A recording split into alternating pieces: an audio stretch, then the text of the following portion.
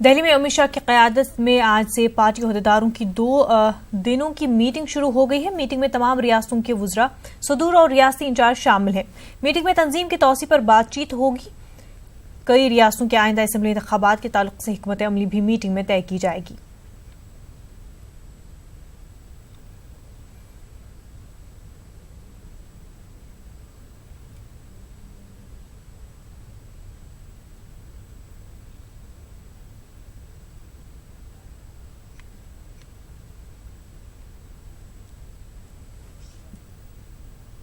मशरक़ी UP की in charge Priyanka Gandhi Congress वर्करों से सख्त नाराज हैं। उनका ये नाराजगी अपनी वालिदा सोनिया गांधी के साथ रायबरेली के हालिया दौरे के दौरान देखने को मिली।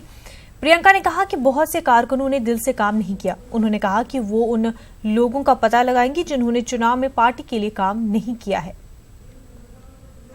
दिल से अपना आभार व्यक्त करना चाहती हूँ क्योंकि इस चुनाव में रायबरेली की जनता ने सोनिया गांधी को जिताया है। मैं आज यहाँ भाषण देना नहीं चाह रही थी क्योंकि मैं चाहती हूँ कि यहाँ आकर मैं समीक्षा करके आपको अपनी जो भावना है वो व्यक्त करूँ, लेकिन आपने यहाँ खड़ा कर दिया। सच्चाई कड़वी लगेगी, लेकिन सच्चाई ये है कि ये चुनाव सोनिया गांधी ने और जनता ने जिताया है।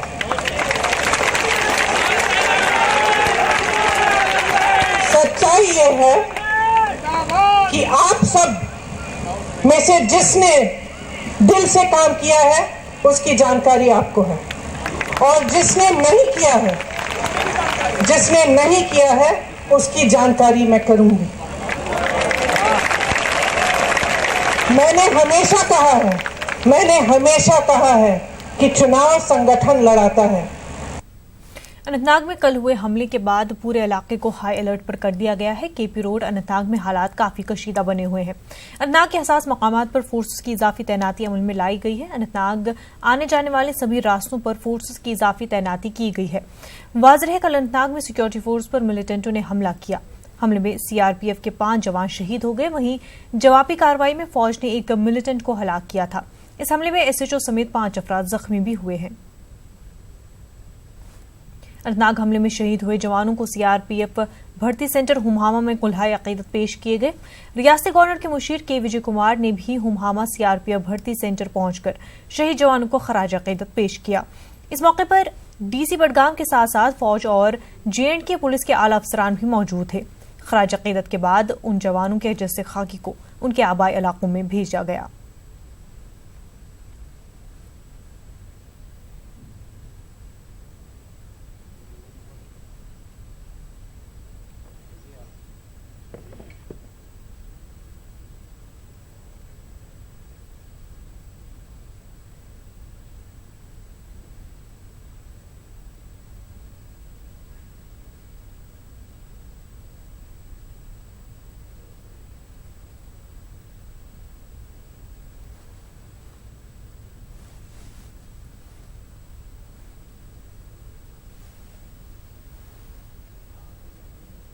It's a place in which the public are moving, the other transport is moving, everybody is there. It's not an isolated post. There are some claims made mentioning the name of Al-Umar, but we don't want to give it complete credibility. Har ek incident mein you can either say there was a lapse, there was no lapse adequate report. But you must understand that within a few minutes, 7 to 10 minutes, there was proper reaction. Overall, you all appreciate the situation here. As far as the local militancy is concerned, what is happening? As I mentioned to you in the press note yesterday, press meet also, there are a lot of interested people among the community who want to bring it back to normal. However, these kind of elements coming from outside can always change the local temperature a little bit. But we are resolute, we are determined, we are on this focus. Jammu Srinagar कौमी शाहराह को मिट्टी के तोदे गिरने की वजह से फिलहाल बंद कर दिया गया है। रामबन में बेटरी चश्मे के करीब तोदे गिरने से दोनों तरफ से आने जाने वाले सैकड़ों मुसाफिर और मालबरदार गाड़ियां दरमांदा हो गई हैं। मिट्टी हटाने और हाईवे को बहाल करने का काम जारी है।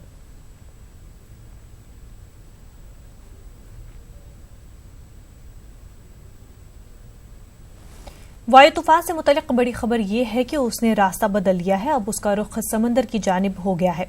अब वायु तूफान गुजरात के साहिल को बस छूकर गुजर जाएगा। अब ये तूफान गुजरात की साहिली से नहीं टकराएगा, लेकिन गुजरात पर से खतरा अभी भी टला नहीं है। साहिली इलाके से मुतासिर हो सकते हैं। एहतियाती इक़दाम किए जा रहे हैं। एनडीआरएफ की 36, एसडीआरएफ की 9 टीमें तैनात की गई हैं। बहरिया के 300 कमांडो और एसआरपी की 14 कंपनियां भी तैनात की गई हैं। सौराष्ट्र के कच्छ से 3 लाख लोगों को महफूज मकामात पर पहुंचाया गया है। सोमनाथ, पोरबंदर और द्वारका में भारी बारिश का इम्कान है।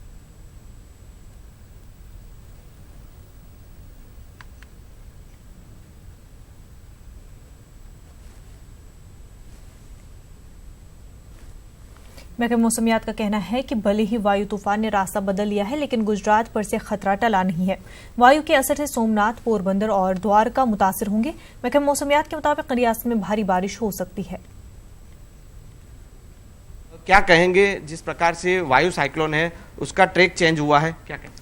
अभी फिलहाल साइक्लोन वेरी सीवियर साइक्लोन है, वायु है, उसका मूवमेंट अभी नॉर्थ वेस्टर्ली मूवमेंट है। कुछ क्षण के लिए नॉर्थ वेस्टवर्ड रहेगी, उसका बाद नॉर्थ वेस्टवर्ड रहेगी। जस्ट वो सौराष्ट्र कोस्ट को स्किट करके जाएगी। लैंडफॉल दो नहीं होगी, लेकिन कोस्टल सौराष्ट्र अफेक्टेड रहेगी। जैसे डिस्ट्रिक्ट हम देखेंगे तो गिर सोमनाथ, दीव, जूनागढ़, पोरबंदर, देवभूमि, द्वारका में उस जब वो स्किट करेगी सौराष्ट्र कोस्ट, उसका wind speed 135 to 145 kilometre per hour रहेगी, gusting to 160 kilometre per hour. और ये स्किट करेगी टुवर्ड्स आफ्टरनून आज। अच्छा मैडम, पहले हिट करने वाला था साइक्लोन, अभी हिट नहीं करने वाला है, तो किस प्रकार से चेंजेस रहेंगे और क्या खतरा अभी टला है कि खतरा अभी भी मंडरा रहा है, क्या? अभी भी खतरा है, खतरा कोई टला नहीं है। विंड स्पीड स्ट्रांग रहेगी, heavy to very heavy and extremely isolated extremely heavy rainfall भी रहेगी कोस्टल सौराष्ट्र में। जैसे मैंने बोला है कि द्वारका, गिर सोमनाथ, जूनागढ़, दीव, पोरबंदर, देवभूमि, द्वारका में रहेगी। और हवा तेज़ रहेगी, जैसे 135 to 145 हमारा कोस्ट में भी हवा उतना ही रहेगी। और उसके लिए पोर्ट वार्निंग दिया गया है, ग्रेट डेंजर सिग्नल दिया गया है एंड फिशरमैन वार्निंग भी दिया गया है। 15 तक सभी वार्निंग जारी रहे। गुजरात के बाकी रीजन में बारिश की कैसी संभावना है? अभी फिलहाल साउथ गुजरात में थोड़ा बारिश रहेगी, लेकिन नॉर्थ गुजरात में मोस्टली क्लाउड रहेगी। कहीं कहीं जगहों में थंडरस्टॉर्म एक्टिविटी होने का संभावना है। लाइटनिंग भी हो सकती है नॉर्थ गुजरात में। Thank you ma'am. गुजरात की जानिब से बढ़ रहे तूफान वायु का असर मुंबई में भी देखा जा रहा है। मुंबई में समंदर की लहरें काफी ऊंची हो गई है। मुंबई के तमाम बीच को बंद कर दिया गया है।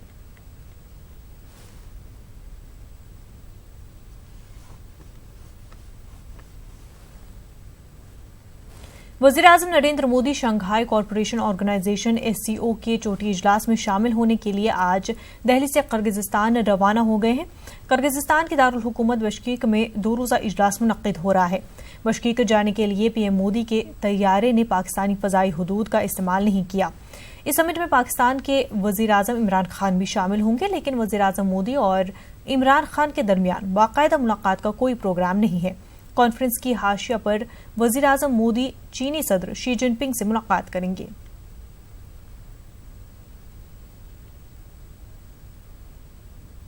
राजस्थान में इनकम टैक्स डिपार्टमेंट की बड़ी कार्रवाई सामने आई है। 3 ताजरों के कुल 40 ठिकानों पर छापा मारा है, जिनमें देवान ग्रुप, गोयल ग्रुप और मोदी ग्रुप शामिल है। बताया जा रहा है कि इस छापेमारी में ब्लैक मनी के बारे में बड़ा इंकिशाफ हो सकता है।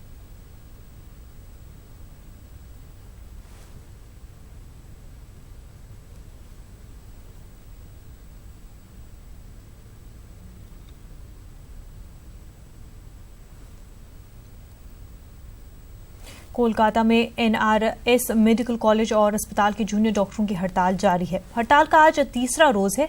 10 जून को एक मरीज की मौत के बाद उसके मुश्तइल रिश्तेदारों ने डॉक्टरों पर हमला कर दिया था। हमले के सिलसिले में 4 अफराद को गिरफ्तार भी किया जा चुका है। हड़ताली डॉक्टरों का मुतालबा है कि वज़ीर आला उनसे मिलने के लिए वहां आए।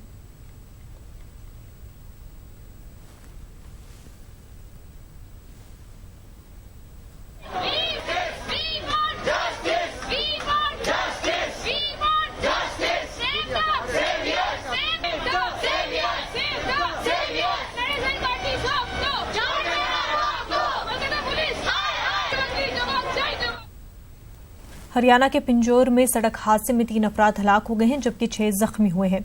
जख्मियों को अस्पताल में दाखिल कराया गया है, जिनमें 2 की हालत नाजुक बताई जा रही है, जिन्हें पीजीआई रेफर कर दिया गया है। हादसा ट्रक और कार की टक्कर से हुआ है।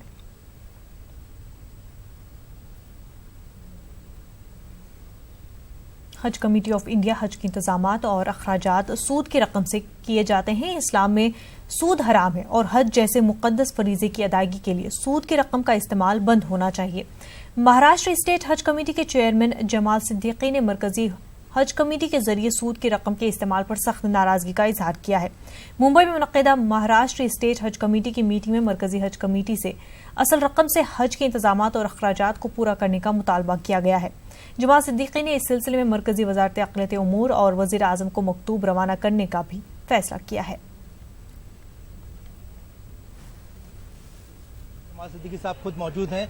सर, एक फैसला लिया गया है कि मतलब जो हज के जो अखराजात होते हैं वो ब्याज के पैसों से उनका इस्तेमाल होता है, तो उस पर आपने एतराज़ किया है और इसके साथ साथ कौन कौन सी चीज़ों पे आपने एतराज़ किया है मरकजी हज कमेटी की, इसके बारे में तफसील से बताइए। आज हमारी हज समिति की पहली बैठक हुई और उसमें हमने सबसे पहले शिकायत किया है माननीय हमारे जो मंत्री अल्पसंख्यक मोहतरम वाले जनाब नकवी साहब से कि हज कमेटी ऑफ इंडिया के पास 3200 करोड़ का डिपॉजिट है और उस डिपॉजिट से लगभग 70 से 75 करोड़ रुपया इंटरेस्ट आता है, ब्याज आता है और उससे पूरे हज कमेटी का खर्चा चलता है। ये खत्म होना चाहिए और वहाँ पर जो इस्लामी तरीका है बिना ब्याज का, उसका कोई व्यवस्था होनी चाहिए, क्योंकि इस्लाम में ब्याज हराम है और हराम का पैसा अगर हम हज के काम में इस्तेमाल करते हैं तो ये बहुत अफसोसदायक बात है। हाजियों को जो सुविधा दी जाती है, जो सहूलियात दी जाती है, उनके सहूलियात के लिए भी जो है वो ब्याज का पैसा इस्तेमाल किया जाता है। पूरी हज कमेटी का जो बजट है, साल का जो बजट है वो 70-72 करोड़ रुपया है और वो हज कमेटी का इनकम ही ब्याज है, तो सारे पैसे इसमें लगते हैं। बात ये बताइए कि आपने कहा कि ब्याज के पैसों से जो है वो हज कमेटी का बजट तय होता है, तो आपने क्या मुख्तार अब्बास नकवी साहब को, हज कमेटी के सीईओ को, इस तरह के लोगों को लिखा है इस पे जो है कि ब्याज के पैसे से जो है वो हज कमेटी का काम ना हो, रोका जाए? कुछ आपने जो है वो खत किताबत की है? मुझे तो अभी जल्द ही पता चला, जब मैं चेयरमैन बना हूँ, अभी जल्द बना हूँ, मुझे अभी खबर लगी और आज हमारी हज समिति ने एक सामूहिक बैठक लेकर इस पर नाराजगी जताई है और ये नाराजगी हम माननीय मुख्तार अब्बास नकवी तक पहुंचाएंगे, माननीय प्रधानमंत्री तक पहुंचाएंगे, क्योंकि इस्लाम में ब्याज हराम है और हज इस्लाम के 5 फराइज में से एक फराइज है, यानी हज पूरा इस्लामी है, इस्लामी काम है और इस्लामी काम में अगर ब्याज का पैसा इस्तेमाल होता है तो हम ये बर्दाश्त नहीं करेंगे। जमाल सिद्दीकी साहब जो है, जो बीजेपी के बहुत ही वरिष्ठ नेता है, उसी के साथ साथ महाराष्ट्र स्टेट हज कमेटी के जो है वो चेयरमैन मुंतखब हुए हैं। इनका ये मानना है, इनका ये कहना है, इनका ये मुतालबा है कि हज जो है वो 5 अहम सुतूनों में से एक सुतून है और इसी के साथ साथ जो है वो हज के काम में जो ब्याज का पैसा इस्तेमाल होता है, इस पर पूरी रोक लगनी चाहिए। कैमरा पर्सन अविनाश रोडे के साथ मुजुद्दीन, न्यूज़ 18 मुंबई। तेलंगाना मॉडल पर 15 स्कूल खोलने का ऐलान करने वाले दिल्ली वक्फ बोर्ड ने अब 50 स्कूल खोलने का ऐलान कर दिया है। जी हां, वक्फ बोर्ड अब 15 नहीं 50 स्कूल खोलेगा और ये स्कूल सिर्फ मुस्लिम इलाकों में ही नहीं, दीगर इलाकों में भी खोले जाएंगे। इसका ऐलान दिल्ली वक्फ बोर्ड के चेयरमैन अमानतुल्लाह खान ने किया। न्यूज़ 18 से बात करते हुए अमानतुल्लाह खान ने कहा कि इस सिलसिले में हुकूमत की जानिब से जो भी मदद दरकार होगी वो मिलेगी।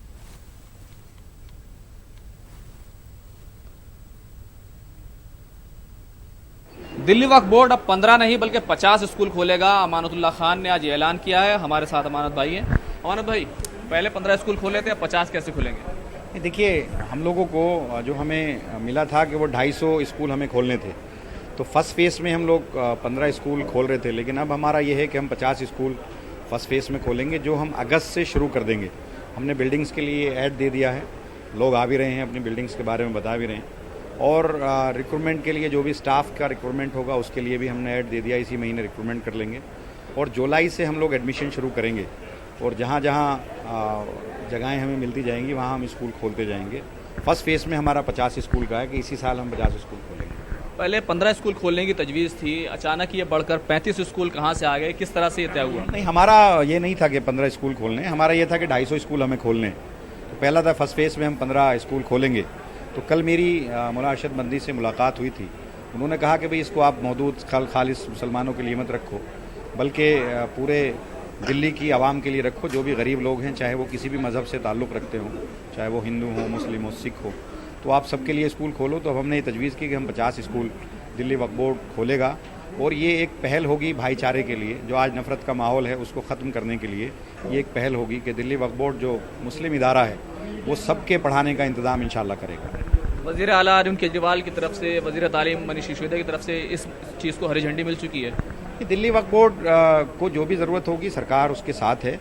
और क्योंकि दिल्ली वक्फ बोर्ड जो ऑटोनोमस बॉडी है तो उसको इख्तियारात हैं सारे के सारे अपने फ़ैसले लेने का, और वहाँ जो इनकम है उसकी या जो भी सरकार से आता है उसको खर्च करने के इख्तियारात बोर्ड के पास हैं, और बोर्ड अपने इख्तियारात का इस्तेमाल करते हुए ये सारे फ़ैसले ले रहा है और अमल कर रहा है। तो बड़ा अपडेट यही है कि अब सिर्फ मुसलमानों के लिए नहीं बल्कि दिल्ली के तमाम लोगों के लिए दिल्ली वक्फ बोर्ड स्कूल खोलेगा, गरीबों को तालीम देगा। देखना यह है कि दिल्ली सरकार का ये फैसला लोगों को कितना पसंद आता है और ख़ासतौर से सियासी मानों में इस फैसले को कैसे देखा जाता है।